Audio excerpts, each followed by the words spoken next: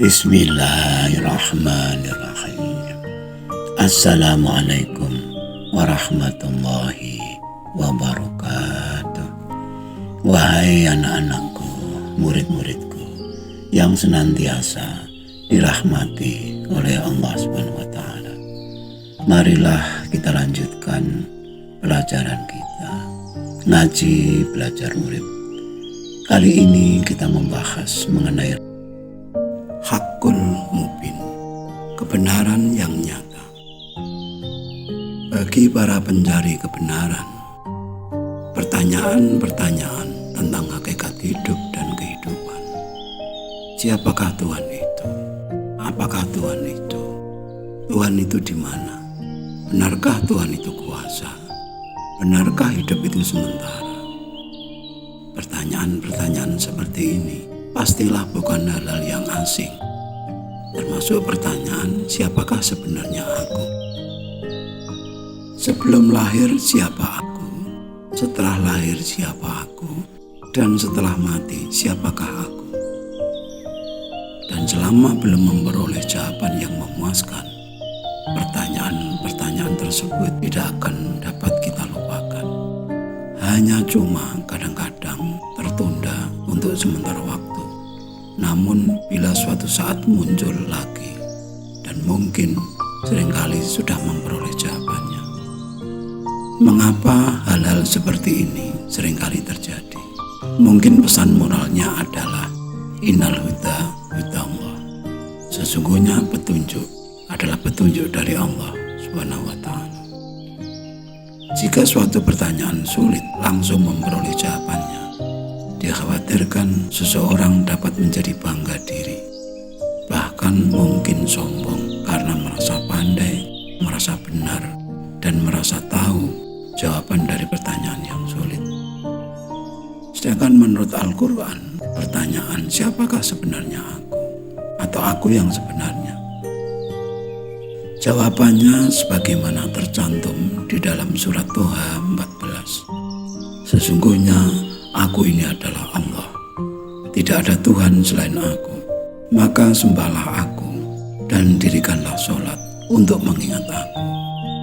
Dalam ayat ini begitu jelas tentang jati diri aku atau aku sejati, dan tentang tujuan sholat, yaitu untuk mengingat aku atau mengingat Tuhan. Sebagaimana kita tahu, manusia terdiri dari dua bagian, jasmani dan rohani.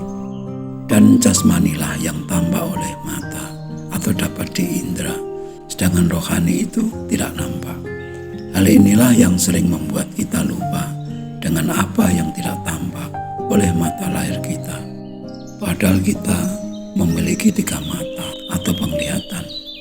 1 mata lahir yang disebut penglihatan, 2 mata pikir yang disebut pemahaman, dan yang ketiga adalah mata batin yang disebut keyakinan. Jadi bila kita tidak mampu menggunakan ketiga-tiganya, maka kebenaran yang kita peroleh dalam kehidupan ini tentulah tidak utuh, artinya akan menjadi cuil-cuil. Contohnya adalah bila kita berdiri di atas rel kereta api dan memandang jauh ke depan, maka tampak oleh mata kita bahwa rel kereta api itu akhirnya mepet menjadi satu atau dempet, bahkan menjadi satu titik. Menurut penglihatan mata lahir kita memang seperti itu. Lalu bagaimana dengan penglihatan mata pikir kita atau pemahaman kita? Benarkah rel kereta api akhirnya dapat bertemu atau menjadi satu? Tentu hal itu adalah mustahil. Pemahaman kita tentu menolaknya. Kebenaran yang dihasilkan oleh mata lahir ternyata dapat dibatalkan oleh mata pikir. Demikian juga kebenaran yang dihasilkan oleh mata pikir akan dapat digugurkan oleh kebenaran dari mata batin atau keyakinan.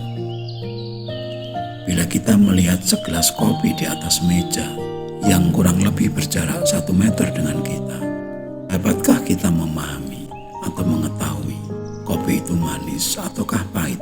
Selama kita belum meminumnya, kita tidak dapat memastikan.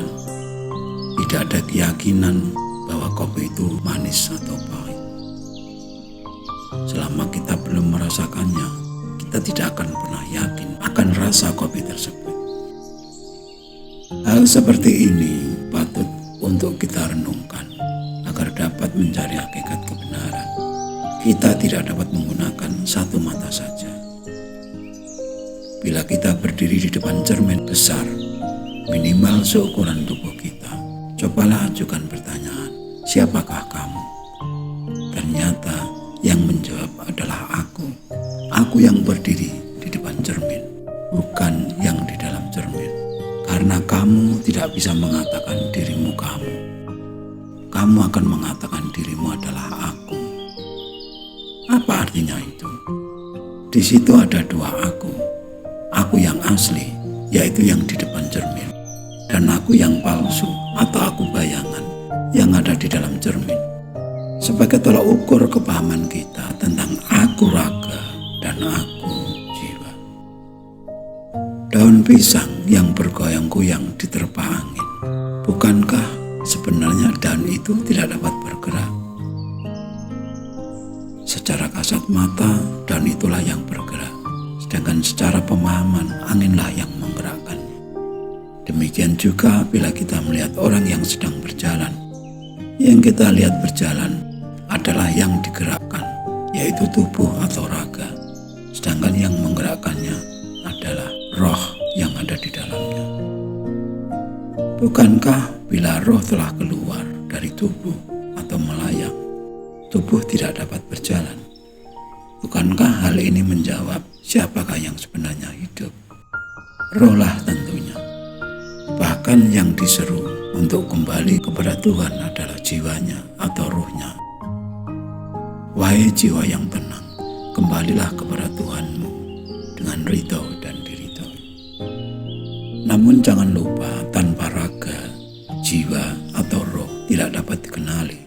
Sedangkan tanpa jiwa, raga bagaikan patung atau boneka. Itulah kenyataan yang ada antara jasmani dan rohani. Dua-duanya adalah nyata, dua-duanya adalah penting. Yang satu penting sebagai wadah, dan yang satunya penting sebagai isi. Bagaikan rokok dan bungkusnya, bagaikan mobil dan sopirnya, atau bagaikan rumah dan tuan rumahnya. Hanya saja yang satu sementara dan yang satu selamanya. Bagaikan baju dan tubuh kita, kita akan bergonta-ganti baju dengan tubuh yang sama. Ketika baju itu sudah tidak layak dipakai, maka kita pun akan menggantinya. Namun jangan lupa, meskipun baju itu akan rusak atau hanya sementara, dan kita akan bergonta-ganti baju, tanpa baju kita tetaplah telanjang. Dan selama telanjang, kita tidak akan berani keluar dari kamar. Baju atau pakaian juga memiliki peranan dalam hidup kita. Satu, sebagai penutup aurat agar tidak telanjang. Kedua, sebagai perhiasan, baju dinas, baju seragam, baju kebesaran. Baju kebesaran seringkali menunjukkan kelas sosial tertentu. Misalnya baju pegawai, baju tentara, baju dokter, dan seterusnya. Dan yang ketiga, baju sebagai keindahan akhlak atau budi pekerti, yaitu baju takwa. Dan inilah sebaik-baik baju di hadapan Tuhan. Sebagus apapun baju yang kita kenakan, yang kita pakai, seragam apapun yang kita gunakan, tidak ada artinya di hadapan Tuhan bila kita tidak bertakwa.